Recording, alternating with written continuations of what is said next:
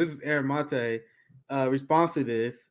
He said, this is really funny. Mehdi Hasan deployed his Comcast-funded research team to find any possible errors. And man, you guys know that's what happened. A few weeks ago, they had this Twitter exchange. They're like, we're going to bring them on. You guys find any typos you guys can. Any technical mistakes, any lack in errors in presentation, you bring to me. And that's what they did. That's what Aaron Mate said. They found 2 minor and, as we said, inconsequential ones. And when it comes to the Twitter file stories, these errors do not change the primary focus of the story.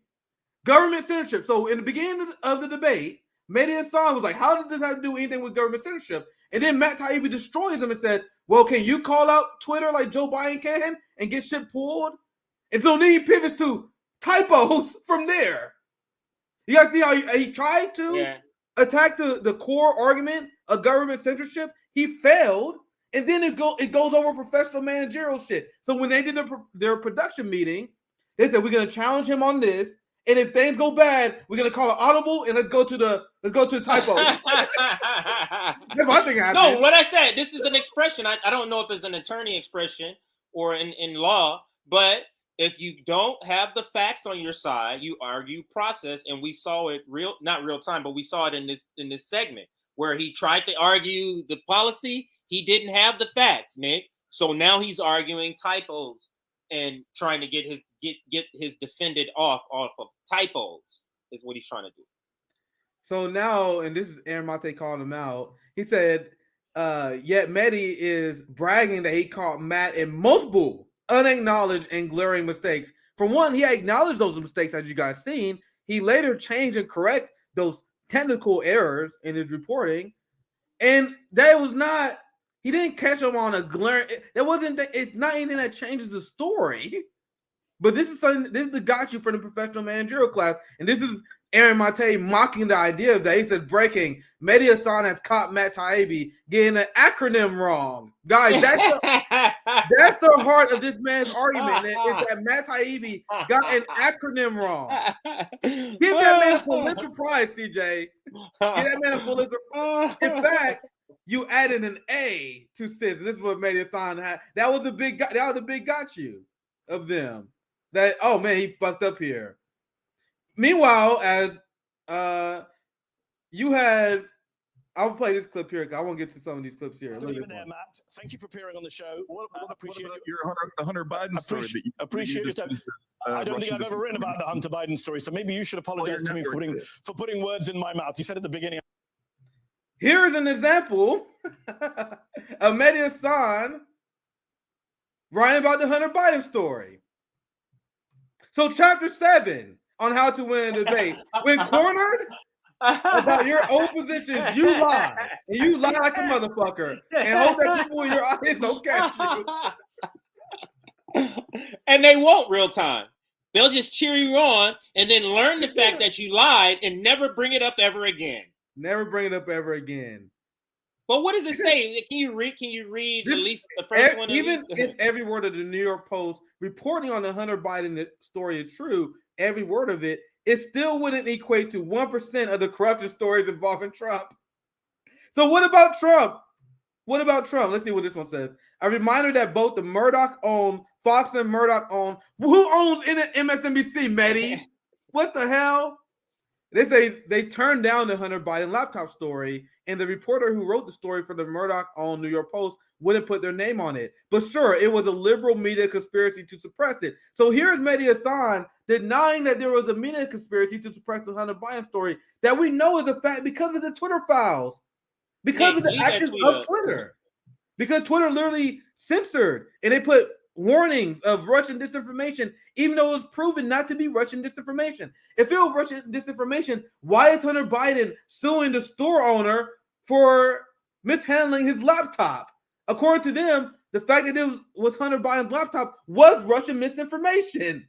Now we know for a fact that it wasn't. But here's Mehdi Hasan lying again. But he think he has the right to call out and criticize Matt Taibbi because of few errors?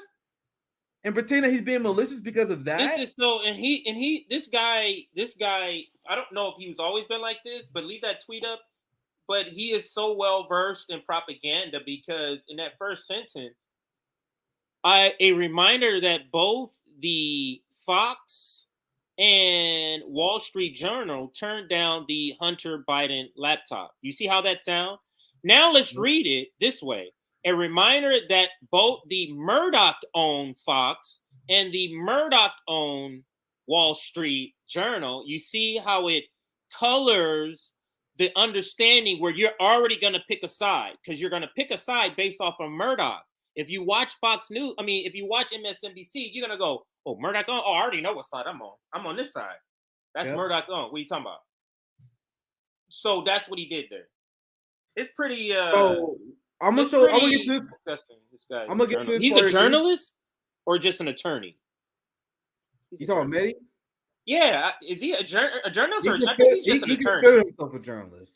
Oh, so guess who has to chime in? And I'm getting to this part now. AOC. Because I think we got the gist of it now. Because we only have like 10 minutes left. It pretty much continues with the same. Mehdi interrupting, intellectual dishonesty here, attacking over small errors. So this is the clip that Mehdi Hassan decided to put out. You talk a lot about the Election Integrity Project in the 2020 vote. They didn't. They flagged 3,000. Oh, he tweeted out, it's just error after error. Well, that is an error. You see, the tweet they put out is about the professional managerial class errors and mistakes that he made, because his first argument, where he was trying to debunk the connection between government censorship and Twitter, failed. So the audible was to go to this, and they did. So look who chimed in after this tweet that was complaining about these typos and getting an acronym wrong. You know who that's a big deal about? You know who that's a big deal? It so speaks to that this is a professional managerial class thing. Who gives a fuck about that? You tell somebody in a working class, hey, you didn't dot your I, they'd be like, motherfucker, get the fuck out of here. If you tell somebody in a professional managerial class, he didn't dot his I. So really, you got to mark him down for that one. What? That's exactly what this is. Like, this means anything. He got acronym wrong, CJ. You don't understand. These people got their master's degree. Okay, they got points docked for their projects for getting shit wrong like this. How dare you think you're a journalist and you getting stuff wrong? Well, I had to slave. I had to slave at my corporate job. We had to slave at our school to make sure there's no errors. And you have an error in your work, that means everything you did, we throwing it out. You just counting it. Yep. So you want to know who jumped in on this bandwagon? And remember, I'll show you guys the what this really was about first. And this is about him getting an acronym wrong. This is him dropping an A, which led people to believe he was talking about another organization. And this is the post he put out, talking about the errors here. So you want to know who chimed in? You want to know who decided this is her fight, her struggle? Pulling a Ryan Grimm. She's pulling a Ryan Grimm. Captain Saber Bro came in right now. Go ahead, Vic. She says, this also implicates House Republicans as well, who launched an entire oversight hearing and investigation based on these errors. Did GOP oversight fact check or double verify any of these claims or read the report cited before wasting tons of public time and dollars on it? Do you guys know what AOC is doing here? AOC is putting out the message that this is somehow fabricated. The Twitter files are fabricated. So Congress, when they talked about this and they called out Twitter to their face about this, that was a waste of time. So AOC to her audience is saying, don't look at the Twitter files. Nothing to see here, guys. This is doctored. This is fabricated. It's filled of errors. Silent this entire time about it. Nothing to say about the Twitter files and the censorship that was exposed regarding anyone who spoke about the Ukraine war. Anyone who challenged the former narrative. Anyone who was organizing the streets. She has nothing to say about that, but then she wants to chime in to defend the honor of Mehdi Hassan and try and back up his claim that he somehow destroyed Matt Taibbi in this debate. Her priorities is not with you. She's not out here tweeting about worker strike back. She didn't retweet that video Sharma Sawant put out like, man, this Sharma Sawant killed it. Let's organize with unions. She ain't doing that. She tweeting about how the Twitter files is fake.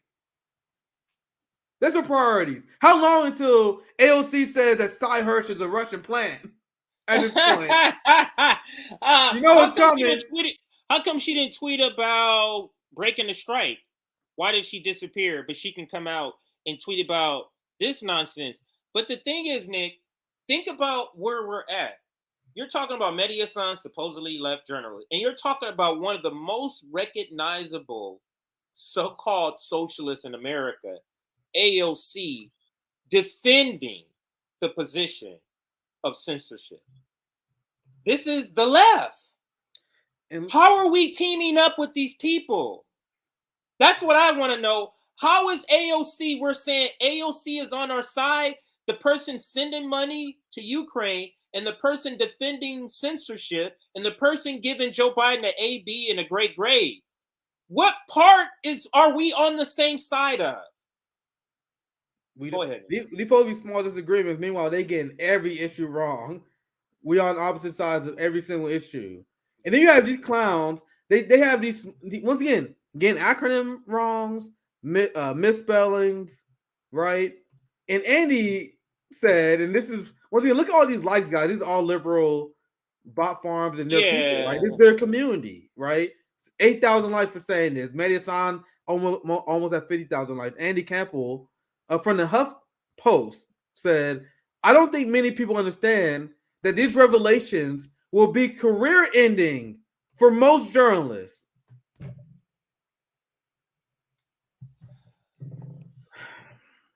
So the journalists who we regularly break down the show, who got the Hunter Biden story, not like they got it wrong, they purposely lied about it. Purposely lied about Russiagate and got Russiagate wrong. We showed evidence of Media-san pushing lies about the Hunter Biden story. These people lied about the Iraq war. Glenn Greenwald, there's no way I have time for this. You guys know he got like a 30-minute compilation video of MSNBC anchors lying. Oh, I gotta watch it. I want to watch the full thing later. It's I keep always back on her name. What's the person who used to work for George W. Bush? Nicole Wallace. It's it's a 25-minute video of Nicole Wallace just lying, but she was given a top MSNBC position. Bro, if you lie on behalf of the establishment, you are rewarded. But meanwhile, Andy Campbell put out this idea that if anyone make up these mistakes that Matt Taibbi did, they will be fired. And this is Glenn Greenwald, Glenn and Aaron been on top of these frauds today. And he says, good. He says it's hilarious that HuffPost editor Andy Campbell claims employees of media corporations will be fired if they made mistakes of the kind Taibbi did. Just for yourself here. Here's HuffPost Biden protecting video before the 2020 election. Let's listen to this. Intel officials said that Russia is likely behind the Hunter Biden spear. That's some journalistic integrity for your ass right there from Huffington Post. However, many news outlets could not verify the legitimacy of the Post reports. So the Huffington Post posted this, and they're like, man, God damn it, why can't no one verify this? Fuck it, we're going to post it anyway. We're going to run with it.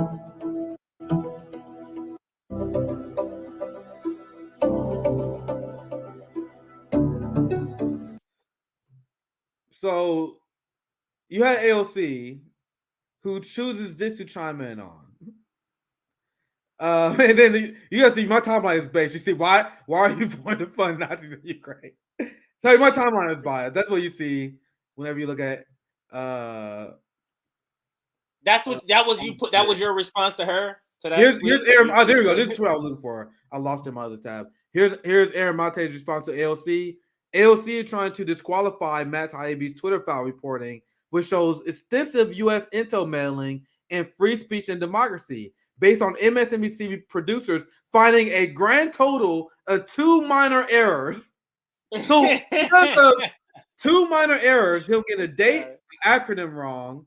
AOC said the Congress probe into the Twitter files was not worth it. And she's now saying that it probably been manufactured, the Twitter files. What? Because of 2 errors. Look at what AOC's tweet says. She says because of these errors, This also implicates House Republicans who launched an entire oversight hearing and an investigation based on these errors. What errors is she talking about? Getting an acronym and date wrong.